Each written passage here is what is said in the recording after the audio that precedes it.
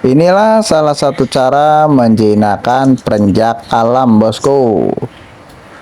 Silahkan lakukan cara seperti ini di rumah, bosku. Mudah-mudahan perenjaknya jadi jinak. Salam kicau mania. Jangan lupa bantu subscribe, bosku. Terima kasih.